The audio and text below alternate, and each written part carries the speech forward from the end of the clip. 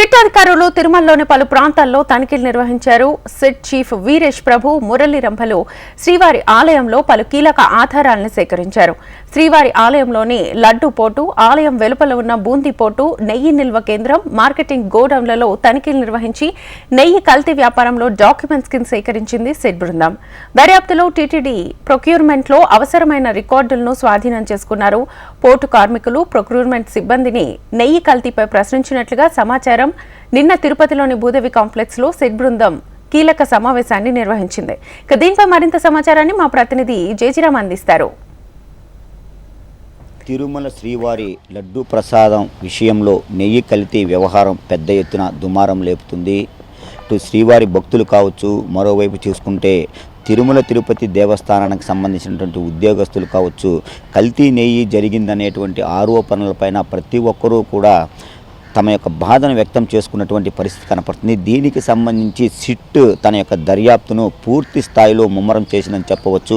నిన్నటి దినం తిరుమల తిరుపతి దేవస్థానానికి సంబంధించినటువంటి భూదేవి కాంప్లెక్స్లో వారి యొక్క సిట్ కార్యాలయాలు అయితే ఏవైతే ఉన్నాయో అక్కడ పూర్తిగా కూడా ఈ యొక్క సిట్కి సంబంధించినటువంటి లడ్డూ కల్తీ నెయ్యి వ్యవహారానికి సంబంధించి పూర్తి స్థాయిలో ఆ నివేదికను తయారు చేసినట్లు కూడా మనకు చెప్పవచ్చు. తిరుమల శ్రీవారి లడ్డూ ప్రసాదంలో కల్తీ నెయ్యి వినియోగించినట్లు వచ్చిన ఆరోపణలపై కూడా సిట్ బృందం ప్రాథమిక నివేదికను ఆన్లైన్లో దీనికి సమర్పించడం, అంటే కోర్టుకు కూడా సమర్పించినట్లు కూడా మనకు తెలుస్తుంది.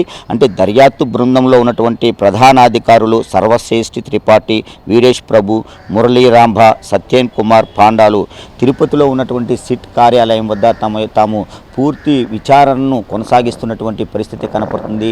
ఈ సిట్కు సంబంధించిన బృందం ఏదైతే ఉందో గత 2 రోజులుగా కూడా తిరుపతిలోనే తమ కార్యాలయంలో పూర్తిగా కూడా వాళ్ళందరూ ఇక్కడే ఉన్నట్టు కూడా మనకు తెలుస్తుంది.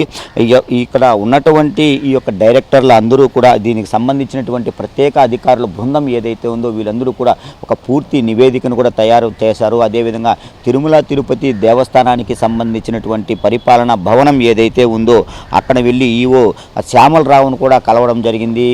ఈవో శ్యామలరావు నుంచి కూడా కొన్ని నివేదిక, అంటే ఈ యొక్క నివేదికకు సంబంధించినటువంటి కొన్ని ఆధారాలు ఏవైతే ఉన్నాయో వాటిని పూర్తిగా కూడా క్రోడీకరించి వాటన్నిటిని కూడా పరిశీలించి వారి దగ్గర ఆ యొక్క ఆధారాలకు సంబంధించినటువంటి విషయాలను పూర్తిగా కూడా తెలుసుకోవడం జరిగింది. అంటే నెయ్యి సరఫరా విషయంలో ఏ డైరీల నుంచి సేకరించారు, ఎలాంటి ల్యాబ్ పరీక్షలు నిర్వహించారు, ఎన్డీడీబీ ఏం నివేదిక ఇచ్చింది, తర్వాత ఏ ల్యాబుల్లో పరీక్ష నిర్వహించారు వంటి సమాచారాన్ని కూడా పూర్తిగా వాళ్ళు తెలుసుకున్నట్టు కూడా మనకు తెలుస్తుంది. డైరీల నుంచి నెయ్యి కొనుగోలు, వాటి ప్రమాణాలు, ప్రస్తుత సరఫరా విషయాలపై కూడా పూర్తిగా కూడా చర్చ జరిపినట్టు కూడా మనకు అర్థమవుతుంది.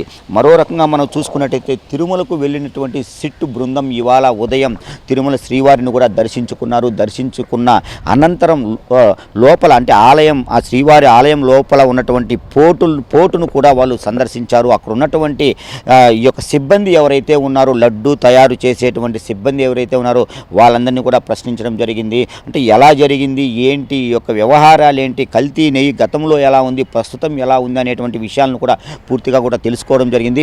ఇంకొక విషయానికి మనకు వస్తే బయట ఉన్నటువంటి యొక్క నెయ్యి ట్యాంకర్లు ఏవైతే ఉన్నాయో వాటన్నిటిని కూడా సిట్టు బృందం పూర్తిగా కూడా క్షుణ్ణంగా కూడా తనిఖీ చేసినట్లు కూడా మనకు తెలుస్తుంది. అటు తర్వాత బయట ఉన్నటువంటి పోర్టులో పూర్తిగా, అంటే ఎటువంటి యొక్క శ్రీవారి ఆలయానికి సంబంధించి లోపల తయారవుతున్నటువంటి శ్రీవారి ప్రసాదాలు ఏవైతే ఉన్నాయో వాటికి వినియోగించేటువంటి ముడి పదార్థాలు, లడ్డుకు సంబంధించి ఉన్నటువంటి ద్రాక్ష కావచ్చు, ముంతమాడి పప్పు కావచ్చు, జీడిపప్పు, నెయ్యి తదితర ముడి పదార్థాలు ఏవైతే ఉన్నాయో వాటన్నింటిని మీద కూడా క్షుణ్ణంగా కూడా ఆరా తీసినట్టు కూడా మనకు తెలుస్తుంది.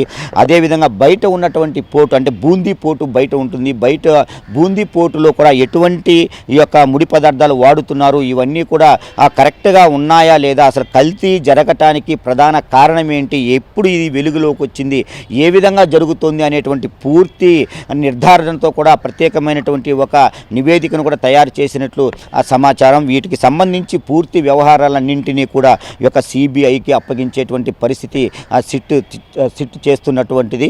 ప్రస్తుతం మనం ఈ యొక్క తిరుపతిలో ఉన్నటువంటి సిట్ కార్యాలయం వద్ద ఉన్నాము. ఈ కార్యాలయం వద్ద మనం చూసుకున్నట్టయితే గత 2 రోజులుగా కూడా, అంటే గతంలో కూడా మనం చూసుకున్నట్టయితే ఈ యొక్క ఏఆర్ డైరీకి సంబంధించి కావచ్చు, తిరుమల తిరుపతి దేవస్థానానికి ఏ డైరీల నుంచి నెయ్యి సరఫరా అవుతుంది, అది నాణ్యమైనటువంటిది అయ్యిందా కాదా, ఎందుకు దీనికి సంబంధించి ఇంత ఆరోపణలు రావడానికి ప్రధాన కారణాలు ఏంటి, నెయ్యి సరఫరా మన ఏ డైరీకి అయితే టీటీడీ వాళ్ళతో ప్రాజెక్టుతో ఒప్పందం కుదుర్చుకునిందో ఆ డైరీ నుంచే నెయ్యి వస్తుందా, లేదా ఆ డైరీ బయట నుంచి కూడా ఏమైనా నెయ్యిని కల్తీ చేసి పంపించేటువంటి వ్యవహారం ఏమైనా ఇక్కడ కొనసాగిందా, దీంట్లో ఉన్నటువంటి అంతర్గత విషయాలు ఏంటి అనేటువంటి కూడా పూర్తిగా లోతుగా వెళ్ళేటువంటి పరిస్థితి కనపడుతుంది.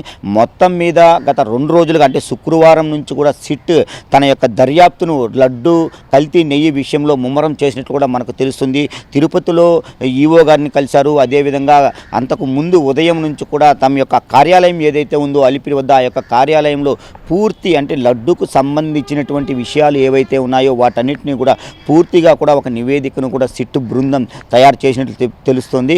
వీటన్నిటికీ సంబంధించి ఇవాళ ఉదయం తిరుమలలో శ్రీవారి దర్శనానంతరం అక్కడ ఉన్నటువంటి ఈ యొక్క ఎంప్లాయీస్ కావచ్చు, అదేవిధంగా పోర్టులో ఉన్నటువంటి కార్మికులు కావచ్చు, వీళ్ళందరి దగ్గర నుంచి కూడా పూర్తి వివరాలు కూడా సేకరించాయి. నెయ్యికి సంబంధించినటువంటి నాణ్యత ఏ విధంగా ఉందో పూర్తి స్థాయిలో ఈ యొక్క నివేదికను కోర్టుకు త్వరలోనే సిట్ బృందం అందజేయనుంది.